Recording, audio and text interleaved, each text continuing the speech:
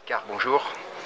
Bonjour. Vous êtes président de l'Union de la coopération forestière française. Alors, quels sont les enjeux de la forêt en France et comment les coopératives peuvent y répondre à ces enjeux? Les coopératives, ce sont des institutions qui sont là pour aider et accompagner le propriétaire forestier privé, qu'il soit petit, moyen ou gros, pour exploiter convenablement et intelligemment son massif forestier. L'enjeu actuel, c'est de rassembler les petits, moyens et grands propriétaires forestiers pour avoir une offre produit convenable par rapport à des marchés nationaux ou internationaux. Il faut transformer le propriétaire forestier de patrimoine en propriétaire forestier producteur de bois et planteur. C'est notre objectif. Pourquoi une journée au Conseil économique et social et environnemental? Alors, la première raison, c'est que 2012, c'est l'année internationale de la coopérative au niveau de l'ONU. Et donc, on a trouvé que c'était intéressant d'organiser notre congrès en 2012. Nous ne le faisons pas chaque année. Et la raison de notre présence au Conseil économique et social, c'est parce que on considère que nous avons un rôle environnemental, un rôle économique extrêmement important, puisque directement et indirectement, c'est 450 000 emplois dans le milieu forestier en France. Deux raisons qui nous ont poussés à demander à être présents au Conseil économique et social.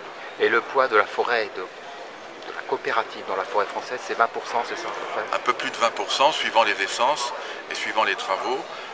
Nous faisons plus de 300 millions d'euros de chiffre d'affaires. Nous avons plus de 1000 salariés et avec à peu près plus de 100 000 propriétaires forestiers qui nous font confiance. Toutefois, pour que la forêt française, qui est pourtant le troisième massif en Europe, devienne une filière économique plus dynamique, il y a un frein à convaincre la population qui accepte bien le rôle de la forêt comme un rôle récréatif, mais qui a du mal à voir les arbres tomber. Alors, tout propriétaire forestier, public ou privé, a le devoir de faire de la pédagogie active dans ce domaine. Il faut absolument que les propriétaires expliquent pourquoi il faut couper un arbre. Un arbre, c'est entre guillemets, un être vivant. Il naît, il grandit et il meurt. Et au moment de sa maturité, un arbre doit être exploité pour faire des meubles, pour faire des charpentes, des maisons et dans l'industrie, bien entendu. Donc il faut que le grand public comprenne que si on coupe des arbres, c'est pour donner de la valeur à la forêt. Dans quel secteur d'activité êtes-vous le mieux représenté, la coopération? Nous sommes très présents en bois d'œuvre,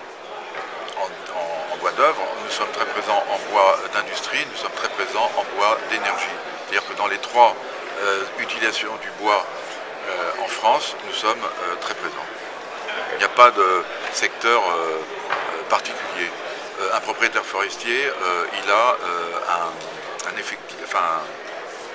un inventaire de bois très très diversifié et notre rôle c'est de le rendre plus profitable.